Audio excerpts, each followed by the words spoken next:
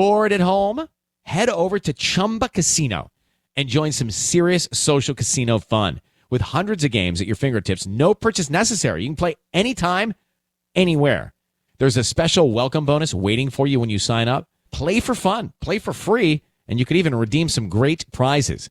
Visit ChumbaCasino.com and get ready to reel in the fun. Sponsored by Chumba Casino. No purchase necessary. VGW Group. Void where prohibited by law. 18 plus terms and conditions apply. Thanks for listening to the Red Treehouse, where I tell scary stories to keep you up at night.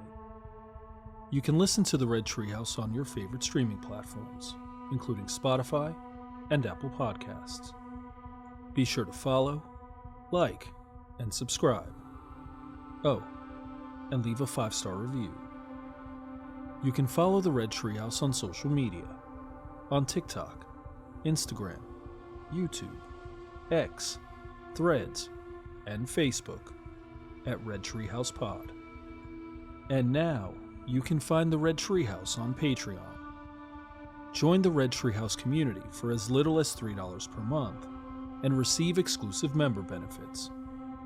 Simply go to patreon.com/Red Treehouse. As always, if you have a scary story or topic you'd like me to feature on an upcoming episode, email redtreehousepod@gmail.com. Important note: sources for this episode can be found in the show notes. The Red Treehouse is dedicated to my dad. I love you, Pop.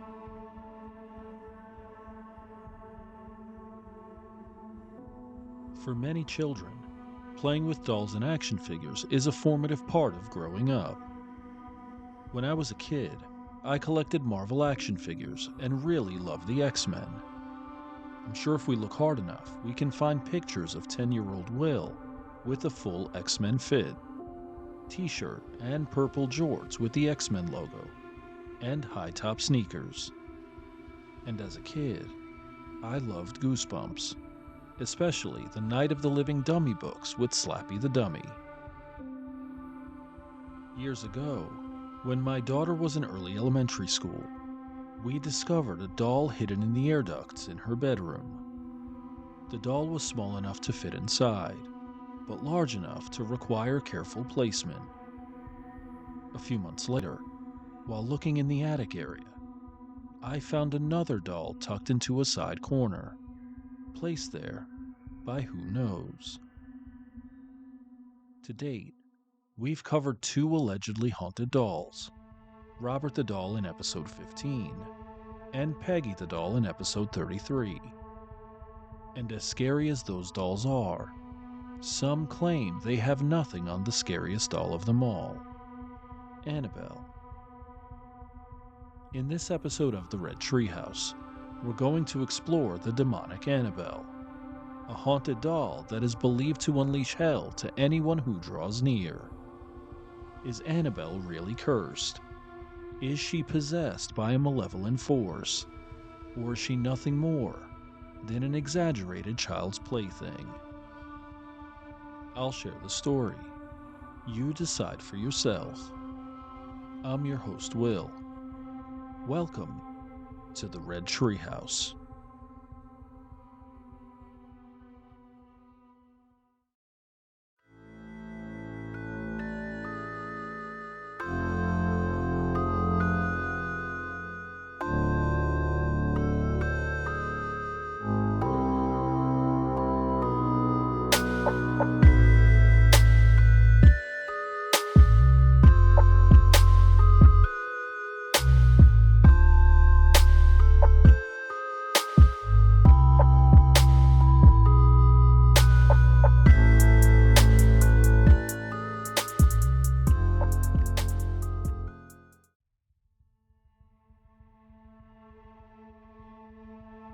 The story goes that one day in 1915, a young girl named Marcella brought her father Johnny an old rag doll.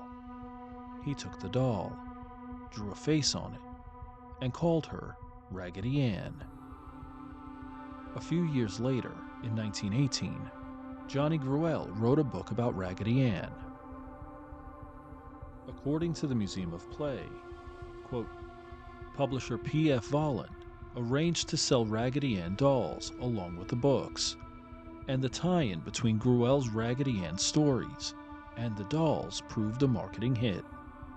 In 1920, Gruelle introduced the Raggedy Andy stories. End quote. The premise of these stories was simple. Raggedy Ann and Andy came alive when no one was looking. And though he likely didn't realize it at first, Gruelle's children's stories would become the stuff of nightmares in just a few decades. The Annabelle movies, part of the larger Conjuring universe, introduced the cursed doll to the masses. And while the movies depict her as terrifying and murderous, at first glance she isn't particularly striking or scary.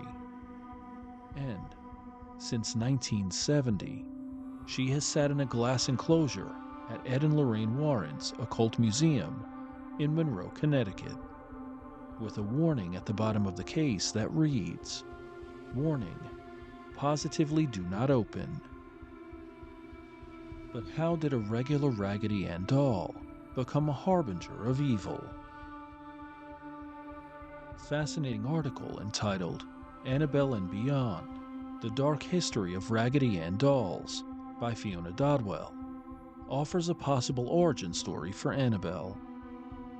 She references a 1953 double homicide committed by Douglas P. Adams against his wife and daughter in their New England home. According to the article, quote, Douglas P. Adams used a carving knife to slice the throats of both his wife and daughter in a violent attack that he later admitted had no cause or reason. End quote. Something interesting. When taken in for questioning, Adams stated, quote, "Legally I am guilty, but morally that's a different story." End quote. The statement was odd because on the one hand he admitted guilt, while on the other he attempted to absolve himself of the crime. It's as if he said, "I broke the law by committing murder, but it might not have been me who committed murder." Something else that's interesting. Fiona Dodwell noted, quote, "A life-sized Raggedy Ann doll was found sitting on a chair, looking down upon the body of the murdered child." End quote. According to a Boston Evening American report, quote, "The girl's body was sprawled on the floor. At her feet was a mystery novel. A life-sized Raggedy Ann doll sat on the chair facing her." End quote. There are some who believe Douglas P. Adams' statement was an admission that he was under the influence of something else when he committed the murders, possibly a dark spiritual force or energy that possessed him prior to the awful crime. The detail about the presence of the Raggedy Ann doll takes on a unique significance when you consider a psychic medium claimed Annabelle was possessed, quote, by the spirit of a young girl who had died tragically. End quote. If this is true, it seems nearly 20 years passed before Annabelle would resurface. In 1970, Donna Bernard, a nurse, was given a Raggedy Ann doll as a gift from her mother.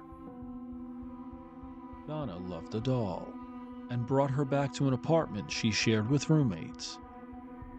Initially, the doll was kept as an accessory, sometimes placed on a couch, other times on a chair. She was a welcome addition to the home, who would, quote, greet visitors with her colorful visage, end quote. Within a short time, though, things turned strange. Donna would place the doll in a certain location, only to find her in a different spot or position from how Donna left it. One article stated, quote, she would sit on her living room sofa before leaving for work, only to come home in the afternoon and find her in the bedroom, with the door shut, end quote. If that weren't creepy enough, the young women began finding handwritten notes scattered throughout the apartment, reading, "Help me." The notes were written in childlike handwriting. Sometime after this, Donna and her roommates contacted a psychic medium, hoping to get to the bottom of the situation. What they were told shocked them. The medium informed the women that the spirit of a 7-year-old girl, Annabelle Higgins, was attached to the doll. According to the medium, the girl lived locally, and when she died, quote, her body had been found years earlier on the site where their apartment building had been built, end quote. The medium told the women the spirit of Annabelle sought permission to possess the doll permanently, was a kind spirit, and, quote, simply wanted to be loved and cared for, end quote.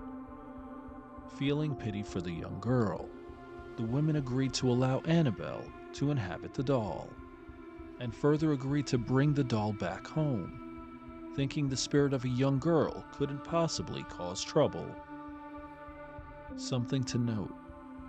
To date, we've covered nearly a dozen possession and exorcism stories, and in nearly all of them, the possessing spirit often starts out friendly and kind, and without fail, a short time later, turns mischievous and malevolent. It seemed the women were misguided, even if they had the best intentions. We'll continue the story right after this ad break.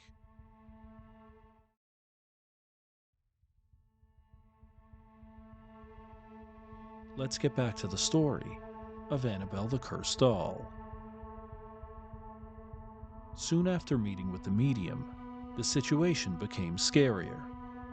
The women found strange red spots on the doll, spots which resembled blood.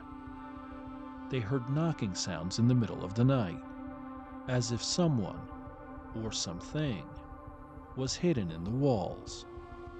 They saw strange lights, yellow, red, orange, move around the ceiling of the home. While sleeping, their beds would shake and rattle at certain times. Temperatures in the apartment dropped significantly, and they had recurring nightmares about Annabelle. In one terrifying incident, Lou, a friend of Donna's, woke up one night after having a terrible nightmare. In what may have possibly been an episode of sleep paralysis, Lou was awake but unable to move from the bed. Something felt strange, and though he looked around the room, everything seemed normal. Then, he looked down at his feet. There, he saw Annabelle moving slowly up his leg and onto his chest before stopping. Within a second or two, Annabelle strangled him until he passed out. The next morning, Lou woke up convinced Annabelle was possessed by an evil spirit, and the need to get rid of the doll. Lou would later have another scary incident with Annabelle. One afternoon, he was alone in the apartment when he heard what sounded like someone breaking in.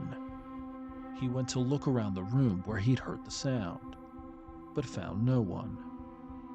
Instead, he found Annabelle lying on the ground in a corner. As he approached the doll, he got the overwhelming feeling like someone was behind him.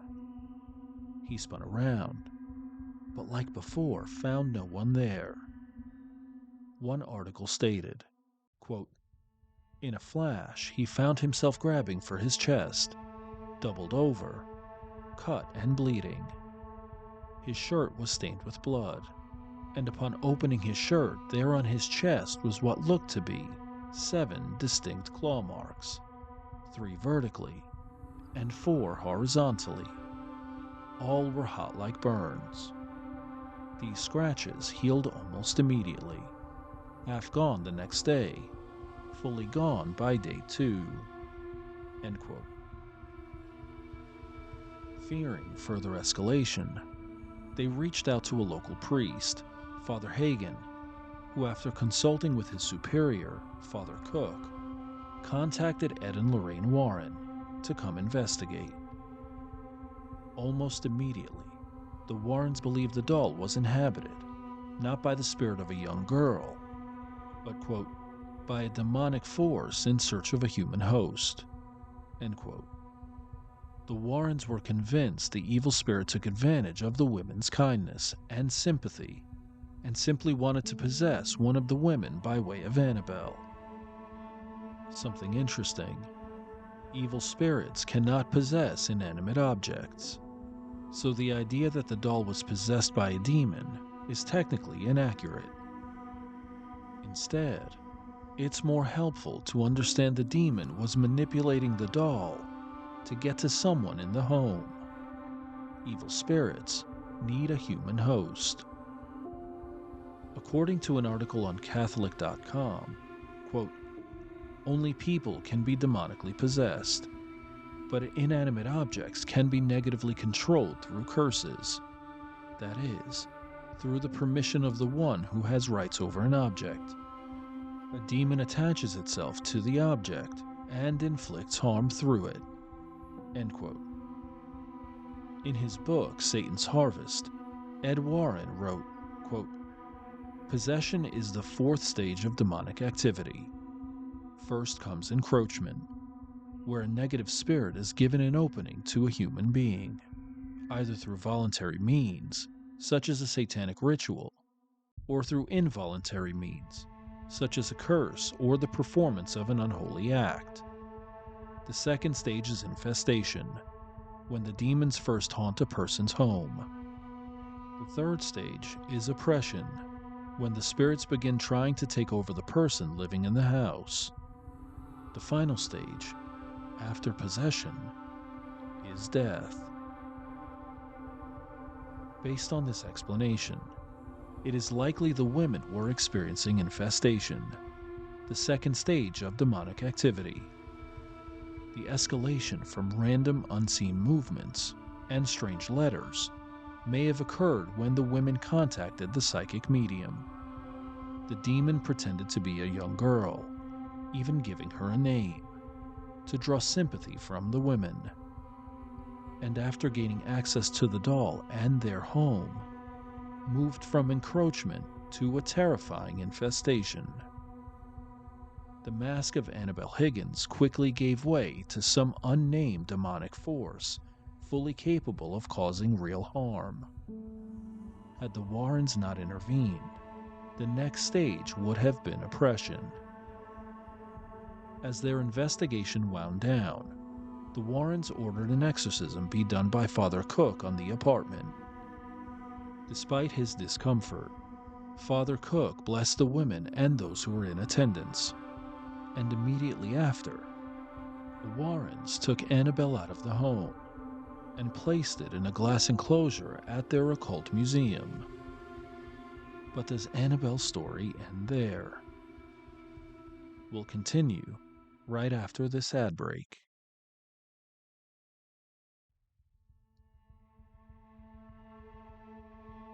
Let's get back to the story of Annabelle the Cursed Doll. Upon the completion of the exorcism, the Warrens placed Annabelle in the back seat of their car to prepare for the journey ahead. They agreed not to take the interstate in case the demonic presence was still attached to the doll. They feared a potential accident while on the road. Except it didn't matter which roads they took. Annabelle made her presence known in scary ways. According to Lorraine Warren, the brakes on her car, quote, either stalled or failed several times, resulting in near disastrous crashes, end quote. Only when Ed sprinkled the doll with holy water did the strange activity stop. According to one article, quote, demons hate holy water. Saint Teresa of Avila once said, I have found by experience that there is nothing from which the devils fly more quickly than from holy water. They also fly from the cross, but they return almost immediately. Certainly the power of holy water must be great." End quote. When they arrived home, the Warrens reported the doll, quote, levitated and moved about the house. Even when placed in the locked office in an outer building, the Warrens claimed that she would turn up later inside the house. End quote. Wanting to contain the evil attached to Annabelle, they had a special case made, which they inscribed with the Lord's Prayer and St. Michael's Prayer. The demon was now contained. Or was it? It is alleged the demonic force attached to Annabelle has found ways to make its presence known, including one incident where a priest visiting the Warrens' museum mocked the doll. Despite warnings from Ed to refrain from doing this, the priest dismissed him offhand. On his way home, the priest got into a near-fatal car accident.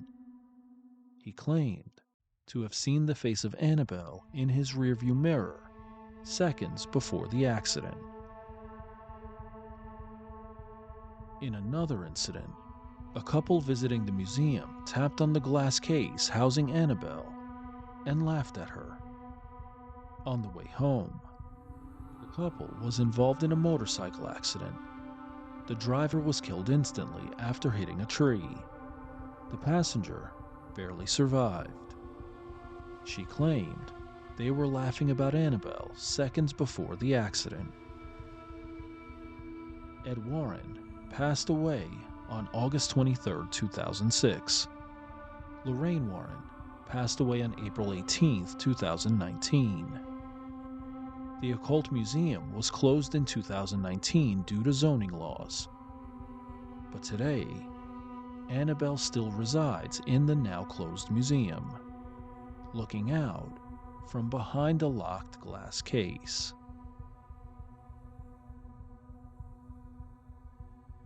I'll admit, I may be a skeptic when it comes to Annabelle.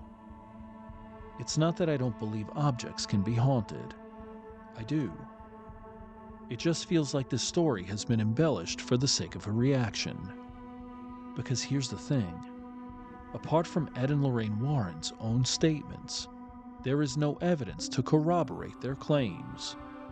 The young nurses have never come forward to tell their story. Father Hagen and Father Cook have never spoken or written about the exorcism. The priest who almost died in the accident never came forward to tell his story. Neither did the woman who survived the motorcycle accident. Of course, none of this proves the story is untrue. It just means that, even if we believe in the paranormal and supernatural, which I do, we can also hold a healthy dose of skepticism if the situation allows for it. And here's the thing. No matter whether the story is true or not, the details are scary. And for an estimated 7 to 9% of people who suffer from pediophobia, the fear of dolls, a haunted doll is the stuff of nightmares. Though the Occult Museum is closed to the public, you can experience the terror of Annabelle from the safety of your home. Since 2014, Warner Brothers has released 3 Annabelle movies. As we close this episode of The Red Treehouse, we're left with these lingering questions. Is Annabelle really cursed? Is she inhabited by a malevolent force? Or is she nothing more than a child's plaything? I've shared the story. Now you decide for yourself. I'm your host, Will. Thanks for joining me in the Red Treehouse.